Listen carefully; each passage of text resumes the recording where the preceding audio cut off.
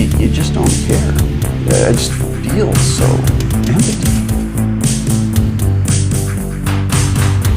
Life doesn't really slow down, stop, or tear in your world. It just keeps on moving and rolling.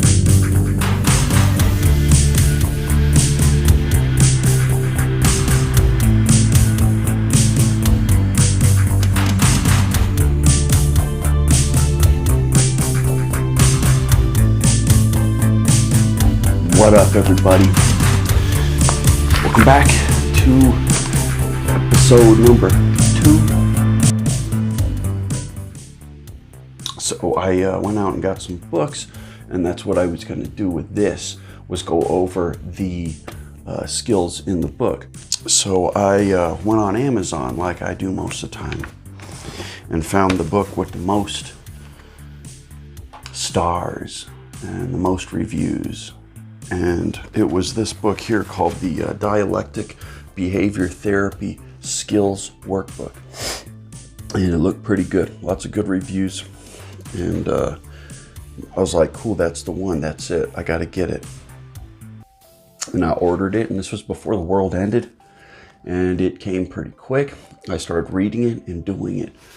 But I had a little background in this before. Because my partner, Mackie, she has her own things, and she has used these skills and they've helped her.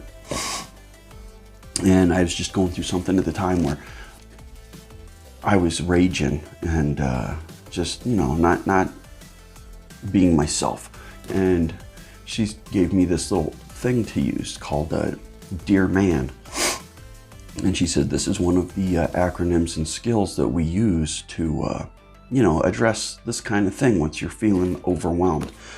And I remember I went through and used that and learned the steps from her at the moment. And it turned out good, really good. And I enjoyed it. And I was like, yeah, that really was good. I like that. That helped me.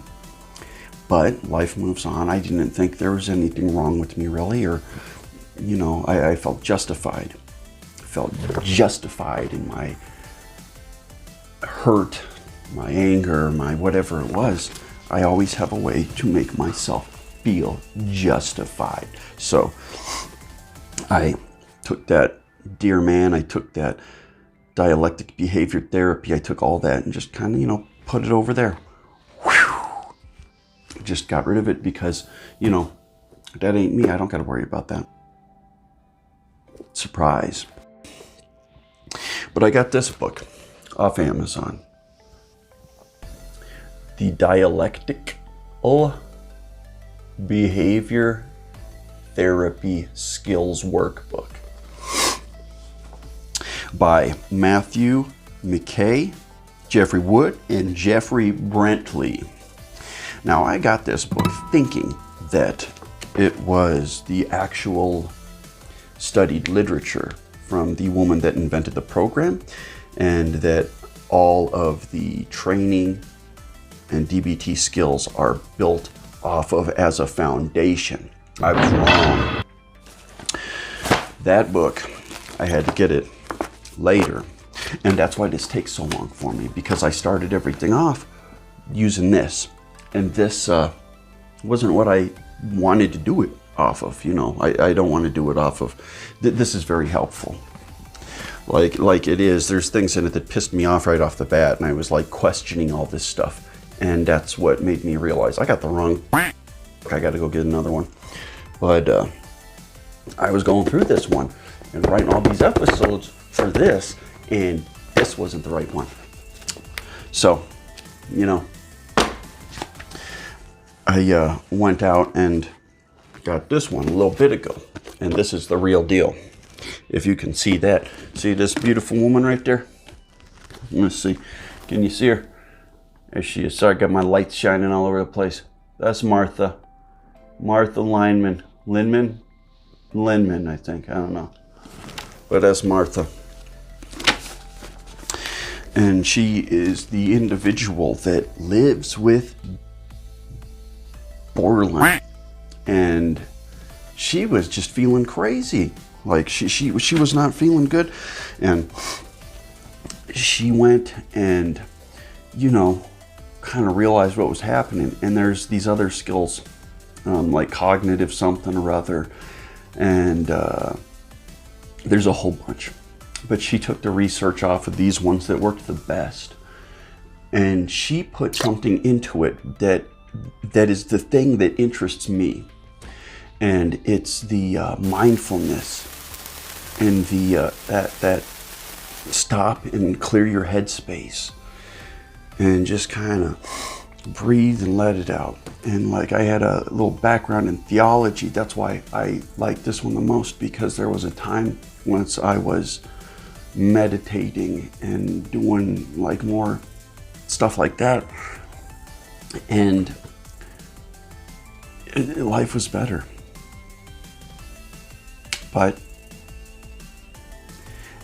as everything is, time flows like a river and repeats itself. And I fell out of that habit, and I fell into my old habits, and I fell into all the stuff that I typically would use to self-medicate and to self-soothe and calm myself once I'm having a rough day. And it always brings me back to the same point, but it's always a little bit worse. A little bit fucking worse every time I get there. I don't know how many times I can get here. It's just a terrible place to be. And I'm sick of the fucking cycle of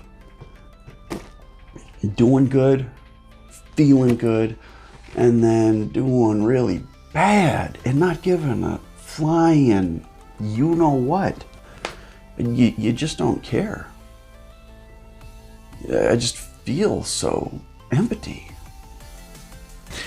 But that's why I'm here to go over this book and, you know, tell you guys what I find. So first off, wrong book. That wasn't the one I wanted to go off of. I want to go off of Martha's book. Martha's my girl. And going through her book, this is the student version. There's a teacher, like, instructor's manual version as well, but this is the one that everybody gets and goes off of. It's got all the handouts, all the material that you need to like fill out and participate with and read and do that is actually going to help you. And, you know, it might be nice to get the instructor's book and like look to see like from that perspective into it, like, oh, this person's feeling this way because of this, that, and the other. But I want to do this one because this one is the one that's going to be helpful, you know? And I want to read to you guys the little things, and I'm going to put in a little helpful skill.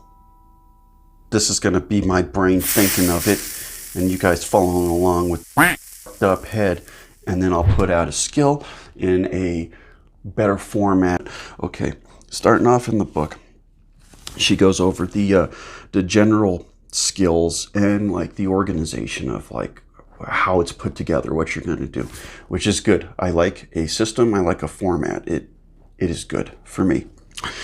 Then next she talks about mindfulness skills and like what they are and like how they help you accomplish what you're trying to accomplish once your emotions become overwhelming and you start tipping that scale into one end or the other.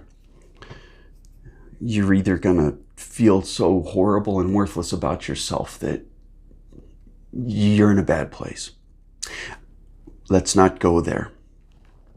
Or you kind of fly into that rage and get really fucking pissed off from the little tiniest, stupidest things. Like the little things that don't even matter. The next, she talks about interpersonal effectiveness. And that can be like interpersonally with yourself or interpersonal with the individual. That person or persons, people that are your favorites. They're your people. They're the ones that we obsess and revolve around. And it's how to take that relationship and keep it intact and not overwhelm them with our overwhelming emotions. It's kind of coming up with a plan on how to reach your goals, get all these skills, and end the destructive behavior and relationships that we have. And that's what I'm looking for. You know, you think it would end there, but she's got one more step. And that's shit, I'm sorry. There's two more for episode 2.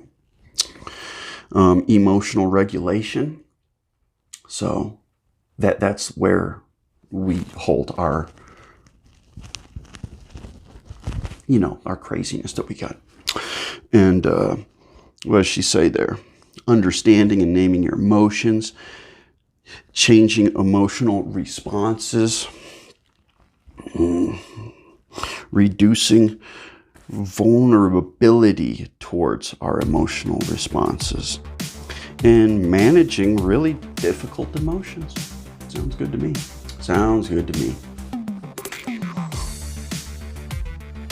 You know what? Hold on.